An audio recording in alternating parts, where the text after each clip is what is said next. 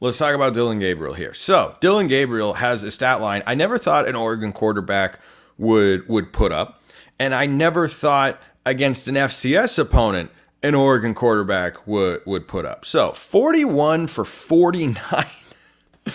I mean, that's a Mike Leach, RIP to the late Mike Leach, whose wedding advice video I watched again the other day on the drive back from Austin with my dad, because it's just hilarious every single time I watch it. If you haven't, please go check it out. It's worth 3 minutes of your day. You will laugh. So it looks like a Mike Leach offense to see 41 for 49, to where Oregon's run game was so incapable of being a factor until the final 2 drives that they had to throw the ball. And a lot of Mike Leach teams, a lot of air raid teams feel like they throw the ball to run the ball rather than run the ball to set up a play action pass. Or they throw the ball because, we can't really run it and we have pass protection specialists along the offensive line. And that's not the way Oregon looked. It wasn't perfect, but Dillon Gabriel fundamentally in this game was not the problem. Anyone who looks at, what he did, I say routinely here on the show, stats are a starting point, not an end point. By no means do I look at him going 41 of 49 for 380 yards and 2 touchdowns and say, he played amazing. He was awesome. But was he good? Yeah, he was. Oregon might have scored before the half. The game might have been completely different from an emotion, from a vibe standpoint, if Dillon Gabriel isn't stripped at the end of the half. Oregon might go down, score a touchdown, lead 21-0, and you have a different sort of mojo coming out in the second half. Maybe. I'm just, it's a hypothetical, so it doesn't matter now. I'm just saying it might have been different. That was really the turning point. And then Oregon's offense coming out in the third quarter being absolutely positively flat and a little bit conservative, and boom, you have a 3 and out, and suddenly you go, wow. Dan Lanning was probably just blasting into those guys in the halftime locker room, and they came out and they went 3 and out. Yikes. That was not a good sequence. But Gabriel's numbers were exactly what I expected of him. And I'll get to what I saw from the press box vantage point of what he can do better. And Tez Johnson even said after the game in his post-game interview that he felt like Dillon Gabriel was a little bit nervous or a little uneasy. I think it was the word that he used, or hesitant, uneasy, just not quite fully settled in. That's kind of what he looked like at times. He wasn't always letting it rip, but when he did, he looked really good. And when he had time to set his feet and throw, boy, his arm looked lively. He was delivering the ball accurately. That throw to Trayshawn Holden over the middle, threaded it through a gnarly tight needle, and he got it done. And when he made good throws, he looked exactly like the guy that I've talked about this offseason. He is a really accurate passer. He's not going to have the biggest, most NFL caliber arm. So sometimes he has to thread the needle a little bit more than other guys would because he can't zip it in there. And so the windows get tighter. But guess what? He's really accurate. He's really accurate. Oregon was, I think, 7 of 16 on third down in this game. He made a couple of really good throws on third down. He made some good decisions. He made some good reads. Who was his favorite go-to guy on fourth down and third down? Tez Johnson. No surprise there whatsoever.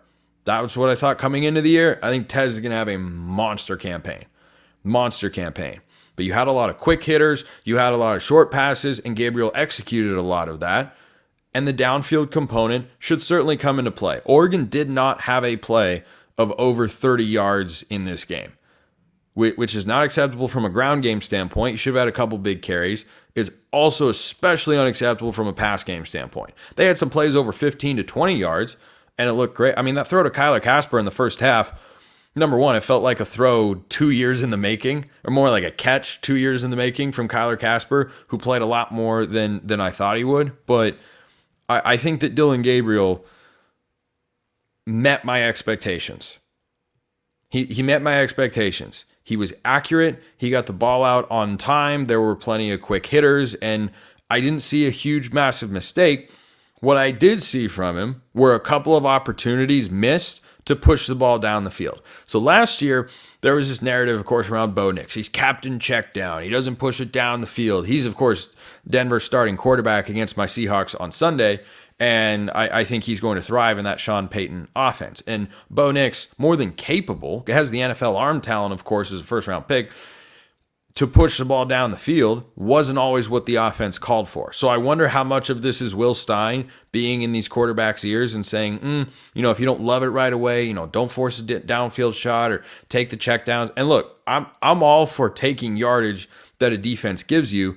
There were opportunities to take more yards. So 3 passes in particular where Gabriel missed an opportunity to push the ball down the field. I don't expect him to see every open receiver. One image that pops into my head was Aaron Rodgers in a game many years ago when he was on the Packers. He's looking at the tablet on the sideline, and he missed a guy who was open, and then he takes the tab and he throws it down. I think he broke it. That happens. When it happens routinely, though, you start to wonder, okay, why is he missing these guys? And is he able to make that adjustment? So 3 plays in particular. First one, before Atticus Sappington's field goal, there was a 3rd and goal. Don't remember exactly where it was from. Idaho brought a blitz. Evan Stewart over the middle was very open for a touchdown, but Gabriel had decided he was going to T-Ferg on the out route. He picked up 5 to 6 yards, made a short field goal even shorter. Sappington makes it. Okay, missed a guy there. Then on the next red zone possession that led to, or another one, I don't remember if it was the next one specifically, though I think it was, when Oregon got down and eventually had the 4th and 7 before the offsides, the Tez Johnson touchdown, the 3rd and 7 play was thrown to Terrence Ferguson, and Kenyon Sadiq was open. He missed him. Okay.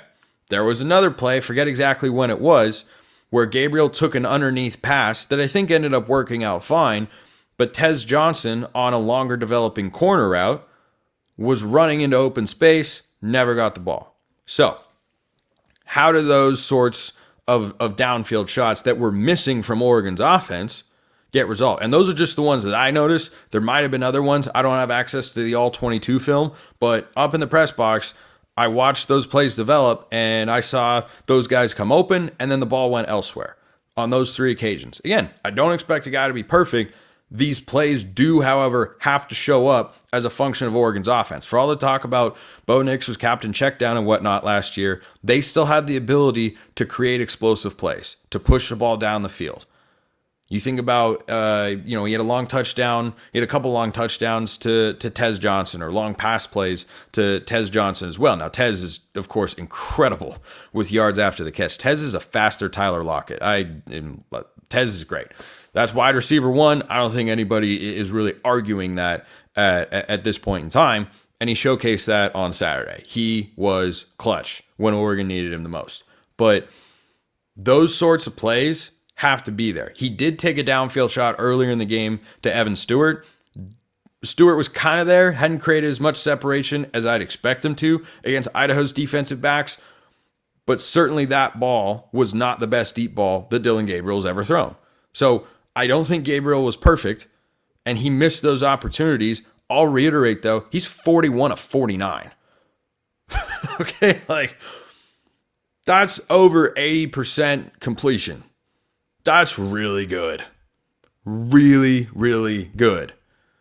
And he did make some good throws. And he was accurate on 3rd downs when he needed to be. Wasn't always perfect. What I do wonder is if the downfield shots weren't getting the time from him mentally to develop because the offensive line wasn't protecting him the way they should have.